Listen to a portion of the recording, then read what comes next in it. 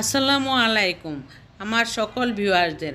আপনারা যে যেখান থেকে আমার ভিডিওটি দেখছেন, আপনাদের সকলের প্রতি রইল আমার পক্ষ থেকে দোয়া আর ভালোবাসা।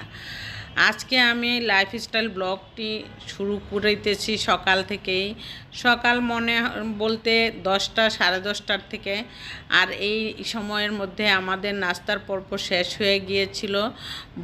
এরপর খালা এসে বাসন পেলা রান্নাঘরের সব কিছু ক্লিন করে দিয়েছে। আর আমিও ভেবেছি যে রান্না করতে হবে, যেহেতু এইগুলি জিনিস আমার একদম জায়গায় রেখে তারপরে রান্না বসাতে হবে।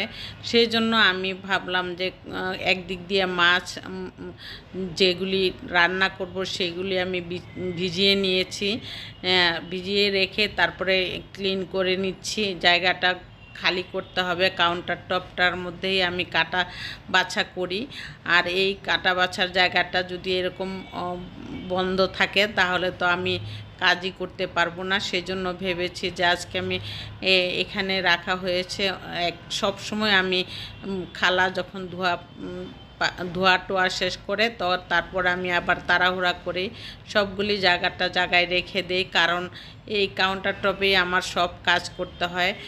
নাস্তা বানানোর থেকে আরম্ভ করে একদম সন্ধ্যা পর্যন্ত যেই কাজের দরকার, এই কাজটার জন্য এই জায়গাটাই আমার সবচেয়ে বেশি ইম্পর্টেন্ট রান্নাঘরের মধ্যে। আর সেই জন্যই আমি এখানে যখন খালা ধোয়া টোয়া শেষ করে থালা বাসন সব কিছু এখানে উপর করে রাখে, আর আমি এগুলি তাড়াতাড়ি করে গুছিয়ে নেই, কারণ এই কাজটা আমার তাড়াতাড়ি করতে হয়, বেশিক্ষণ স্টে করা যায় না। অনেক সময় যদি অন্য জায়গা থাকতো তাহলে হয়তো বাসন পেয়ালাগুলি শুকিয়ে যাইতো, কিন্তু আমি শুকানোর আগেই আমার উঠিয়ে ফেলতে হয়। এর জন্যই আমি এই কাজটা তাড়াতাড়ি করে আমি রান্না বসাবো। আর আপনাদের কাছে আমার একটাই অনুরোধ থাকবে, আমার ভিডিওটা যদি ভালো লেগে থাকে তাহলে অবশ্যই একটি লাইক দিয়ে কন্টিনিউ করবেন।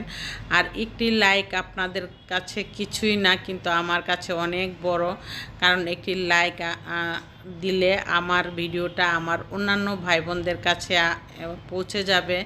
আর এর চেয়েও যদি ভালো লেগে থাকে তাহলে অবশ্যই সাবস্ক্রাইব করে অল বাটনে ক্লিক করে নোটিফিকেশান অন করে রাখবেন।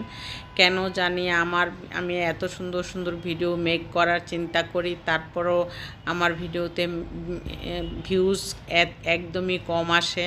আমি নিজেও বুঝতে পারছি না কি কারণে এটা হচ্ছে।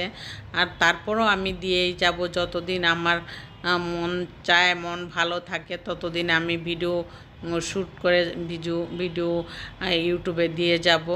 আর আপনাদের কাছে আমার ভিডিওটা যাতে পৌঁছে গেলে আপনারা যাতে আমার ভিডিওটা একটু দেখে নেন, সেই জন্যই আমি আমার সংসারের কাজগুলি নিয়েই কিন্তু আমি লাইফস্টাইল ব্লগটা শুরু এবং শেষ করি। আর সেই জন্যই এই কাজগুলি করতে হলে এই ভিডিও সময় মতো করা যায়, আবার এক সময় সব সময় করা যায় না।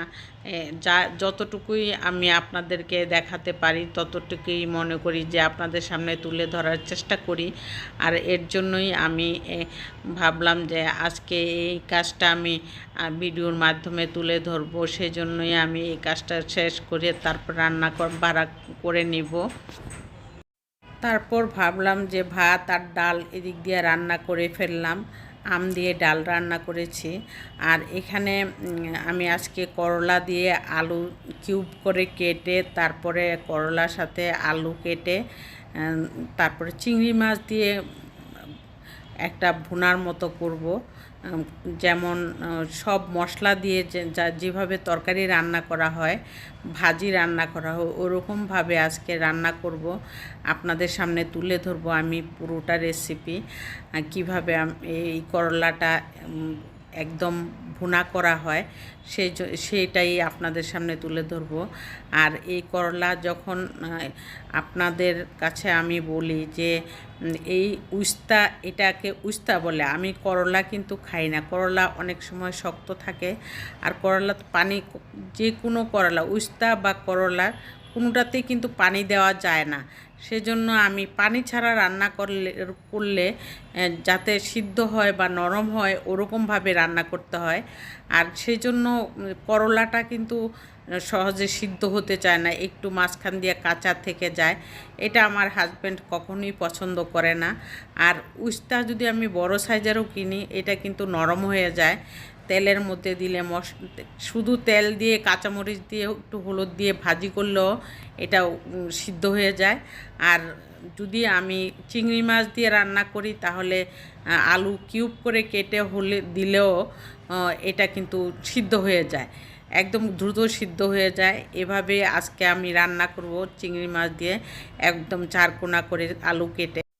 করলাটা ধুয়ে টুয়ে একদম ছেঁকে রেখেছি আমি পরিষ্কার করে।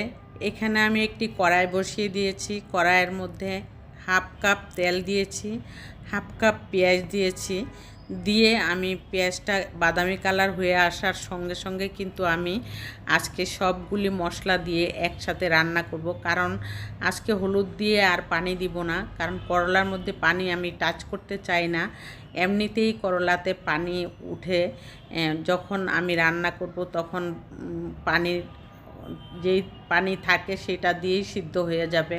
এর জন্য আমি মরিচের গুঁড়া, হলুদের গুঁড়া আর ধনিয়ার গুঁড়া, লবণ একসাথে দিয়ে দিয়েছি। আর এখানে চিংড়ি মাছটাও আমি কেটে কেটে দিয়েছি, বড় চিংড়ি মাছ ছিল সেজন্য আমি কেটে কেটে দিয়েছি। এরপর আমি করলাটা দিয়ে দিলাম। অনেকেই বলে করলা নাকি কাটার পর ধুলে তিতা লাগে, কিন্তু এভাবে রান্না করলে কখনোই তিতা লাগবে না। অনেক সময় ঢাকলে কালারটা একটু চেঞ্জ হয়, কিন্তু অনেক সময় ঢেকেই রান্না করতে হয়। মাছের মশলা সবগুলি দিয়েছি, সেই জন্য একটু ঢেকে রেখেছি যাতে আলুটা ভালো করে সিদ্ধ হয়, নরম হয়। আর সেই জন্যই হয়েছে, সুন্দরই হয়েছে। এমনি ক্যামেরাতে ভালো দেখাচ্ছে না কালারটা, কিন্তু আসলে ভালোই লাগছে। খেতে অনেক অসাধারণ মজা হয়েছে, কারণ পানি ছাড়া করলা রান্না করলে একটা ফুটাও তিতা লাগবে না, আপনারা ভালো করে জেনে না। এখন দেখুন আমি সার্ভিং ডিশে আমি অবসর করে নিয়েছি। কালারটা কত সুন্দর এসেছে, আসলে অনেক মজা হয়েছে। আমরা অনেক মজা করে খেয়েছি, আমি আর আমার হাজব্যান্ড দুজনে শেষ করতে পারিনি, পরদিনও খেয়েছি। এত মজা হয়েছে। বাচ্চারা তো করলা জিনিসটা অ্যাভয়েড করে, সেজন্য ওদেরকে দেওয়ার চিন্তাও করি না। আমি আর আমার হাজব্যান্ডই খেয়ে নিয়েছি এবং পরদিনও খেয়েছি। অনেক সুন্দর হয়েছে। করলাটা রান্না করার পর এখন আমি পুঁইশাকটা নিয়েছি, যে কেটে ধুয়ে আবার পরিষ্কার করে পুঁইশাকটাও আমি এভাবে রান্না করব। চিংড়ি মাছ দিয়ে পুঁইশাক মজা লাগে, আর ইলিশ মাছ দিয়েও আমি মাঝে মাঝে রান্না করে থাকি, আর চিংড়ি মাছ দিয়ে বেশি রান্না করে থাকি। আর এই কচি কচি পুঁইশাক তো অনেক ভালো লাগবে, রান্না করলে মিশে যাবে একদমই। সবগুলি পুঁইশাক যখন কাটা পরে আমি ভালো করে ধুয়ে পরিষ্কার করে বড় হাঁড়িতে নিয়ে কিন্তু ধুইতে হয়। পুঁইশাক এমন একটা জিনিস, একটা জায়গায় যদি একটা পাতার মধ্যে একটু বালু থাকে বা কাদা থাকে তাহলে কিন্তু পুঁইশাক পুরা তরকারিটাই নষ্ট হয়ে যাবে। সেই জন্য বড় একটা ডিস্কো হাঁড়িতে আমি বা বোলের মধ্যে নিয়ে সুন্দর করে ধুয়ে তারপরে আমি পুঁইশাকটাকে কী করেছি জানেন? আজকে আমি পুঁইশাকটাকে বড় হাঁড়িতেই আমি একটু লবণ দিয়ে পুরোটা সিদ্ধ করে নিয়েছি। সিদ্ধ করে নেওয়ার পরে একদমই কমে গেছে, তখন আমি এখানে একটি ছোট কড়াই বসিয়ে দিয়েছি। কড়াইয়ের মধ্যে আমি সব মশলা দিয়েছি, পেঁয়াজ দিয়েছি, তেল দিয়েছি পরিমাণ মতো, দিয়ে আমি চিংড়ি মাছগুলি দিয়ে আমি এই যে বাটিতে করে রেখেছিলাম সিদ্ধ করে একদম, তারপর আমি এভাবে রান্না করেছি আজকে পুঁইশাক। কিন্তু মজাই হয়েছে, অনেক মজা হয়েছে। আপনারাও এভাবে করে দেখবেন। রান্নাটা শেষ করার পর দেখুন আমি এই কড়াই থেকে আমি ভিডিওটা করে নিলাম, ভালোই লেগেছে। পানি ছাড়া রান্না করেছি আজকে এই পুঁইশাক। যখন সিদ্ধ করেছিলাম তখন দিয়েছিলাম, আর তারপর আর আমি পানি দেইনি, এই পানিতেই রান্না করেছি। আজকের মতো এখানেই শেষ করলাম।